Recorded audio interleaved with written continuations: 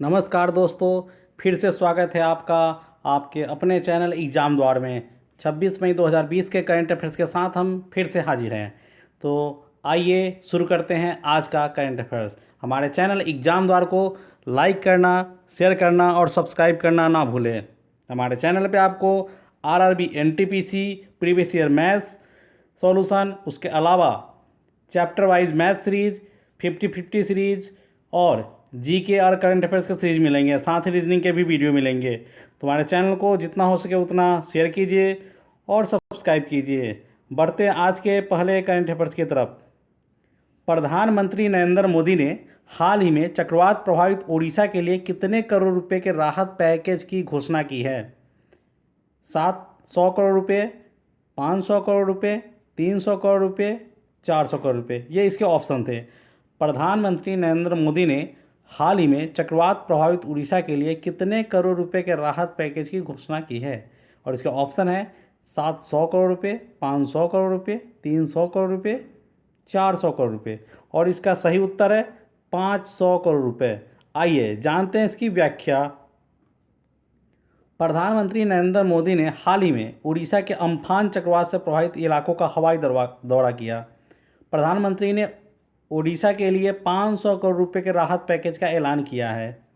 प्रधानमंत्री ने इसके साथ ही अम्फान चक्रवात में मृतकों के परिजन को 2-2 लाख रुपए और घायलों को 50-50 हज़ार रुपये देने का ऐलान किया है। प्रधानमंत्री नरेंद्र मोदी ने कहा कि पूर्ण सर्वेक्षण और पुनर्वास योजना के गठन के बाद सरकार उड़ीसा सरकार को इस संकट से बाहर निकालने में मदद करेगी और बाकी की व्यवस्था भी करेगी।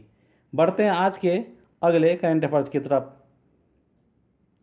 विश्व बैंक ने किस भारतीय अर्थशास्त्री को दक्षिण एशिया में जलवायु परिवर्तन और आपदा प्रबंधन के महत्वपूर्ण पद पर नियुक्त किया है? और इसके ऑप्शन है आभास झा, विजय शंकर व्यास, श्यामला गोपीनाथ, अरविंद सुब्रमण्यम। और इसका सही उत्तर है आभास झा। आइए जानते हैं इसकी व्याख्या। भारतीय मूल के अर्थशास्त्री आभास झा को दक्षिण एशिया में विश्व बैंक में महत्वपूर्ण पद पर नियुक्त किया गया है। आभास झा को जलवायु परिवर्तन और आपदा प्रबंधन की जिम्मेवारी सौंपी गई है। उनकी नियुक्ति ऐसे समय में हुई है जब भारत और बांग्लादेश में अम्फान तूफान से काफ़ी नुकसान हुआ है। आभास झा ने साल 2001 में विश्व बैंक ज्वाइन किया था। वे बांग्लादेश, भूटान, भारत और श्रीलंका के बैंक कार्यालय में कार्यकारी निदेशक रह चुके हैं। आभास झा ने इस दौरान लैटिन अमेरिकन, कैरेबियन, यूरोप, मध्य एशिया, पूर्वी एशिया और प्रशांत क्षेत्रों में अपना योगदान दिया है। बढ़ते हैं आज के अगले करंट अफेयर्स की तरफ। भारत के लीजेंड हॉकी खिलाड़ी और कितने बार के ओलंपिक स्वर्ण पदक विजेता बलवीर सिंह सीनियर का लंबी बीमारी के बाद 25 मई 2020 को निधन हो गया? और ऑप्शन है इसके 5, 7, 4, 3। और इसका सही उत्तर है 3 बार के ओलंपिक स्वर्ण पदक विजेता। बढ़ते हैं इसकी व्याख्या की तरफ। बलवीर सिंह सीनियर भारत के इकलौते ऐसे खिलाड़ी थे जो कि 3 बार ओलंपिक गोल्ड मेडल विजेता टीम के सदस्य रहे थे।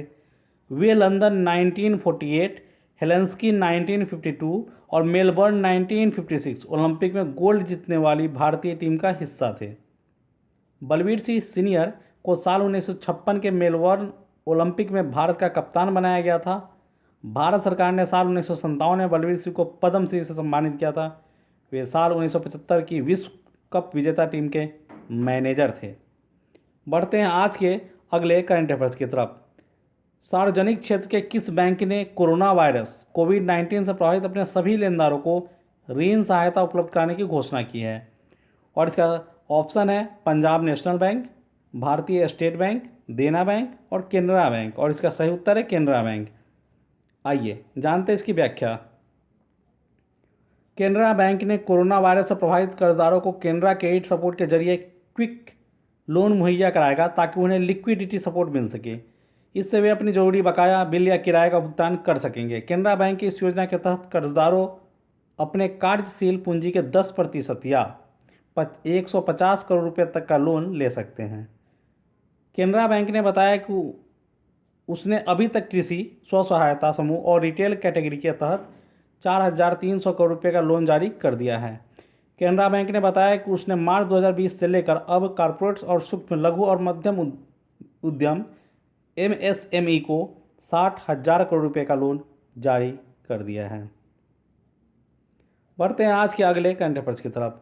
हाल ही में कौन सा देश 2 महीने के कम समय के अंदर personal protective equipment PPE kit का उत्पादन करने वाला दुनिया का दूसरा सबसे बड़ा उत्पादक बन गया है? और इसके ऑप्शन है नेपाल, भारत, बांग्लादेश, भूटान। और इसका सही उत्तर है भारत। भारत दुनिया में पर्सनल प्रोटेक्टिव इक्विपमेंट PPE का दूसरा सबसे बड़ा उत्पादक बन गया है। अब भारत इस मामले में केवल चीन से पीछे है। भारत ने सिर्फ 2 महीने में यह उपलब्धि हासिल की है। कोरोना से संक्रमित लोगों का इलाज करने वाले डॉक्टर और नर्स PPE का इस्तेमाल करते हैं। दूसरे कई पेशेवर भी खुद को संक्रमित होने से बचाने के लिए PPE का इस्तेमाल करते हैं।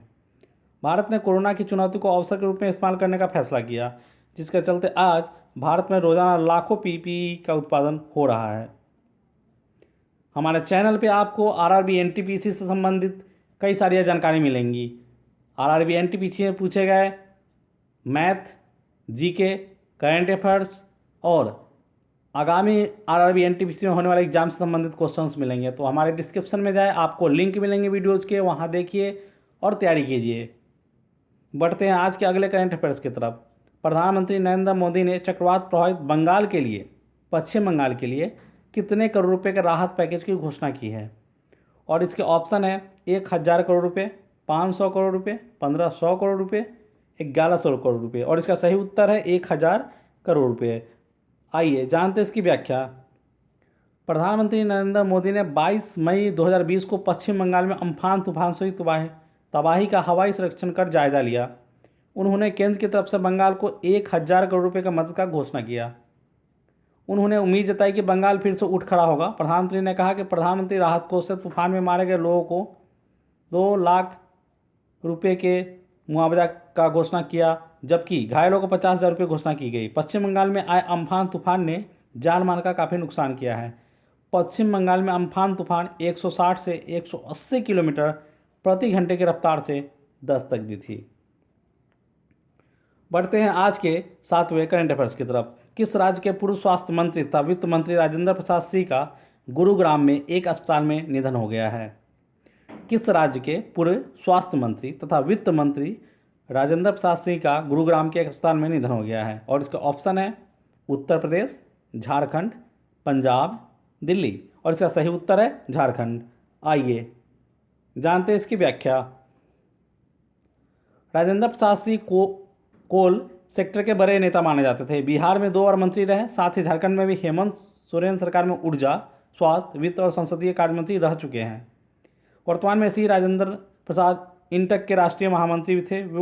वे बेरमो झारखंड विधानसभा में 6ठी बार प्रतिनिधित्व कर रहे थे। 1985 से 2005 तक लगातार 20 साल कांग्रेस के टिकट पर राजेंद्र सिंह यहाँ के विधायक बनते रहे हैं। बढ़ते हैं आज के अगले करंट अफेयर्स की तरफ। विश्व कछुआ दिवस, वर्ल्ड टर्टल डे निम्नलिखित में से किस दिन मनाया जाता है? और इसका ऑप्शन है 23 मई, 10 मार्च, 15 मई, 10 जनवरी। और इसका सही उत्तर है 23 मई। आइए जानते हैं इसकी व्याख्या। 23 मई को दुनिया भर में विश्व कछुआ दिवस मनाया जाता है। यह दिन लोगों का ध्यान कछुओं की तरफ आकर्षित करने और उन्हें बचाने के लिए किए जाने वाला मानवीय प्रयासों को प्रोत्साहित करने के लिए मनाया जाता है।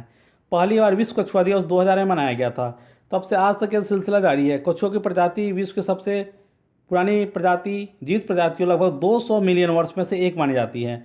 जीव वैज्ञानिकों के मुताबिक कछुए इतने लंबे समय तक सिर्फ इसलिए खुद को बचा सके क्योंकि उनका कवच उन्हें सुरक्षा प्रदान करता है।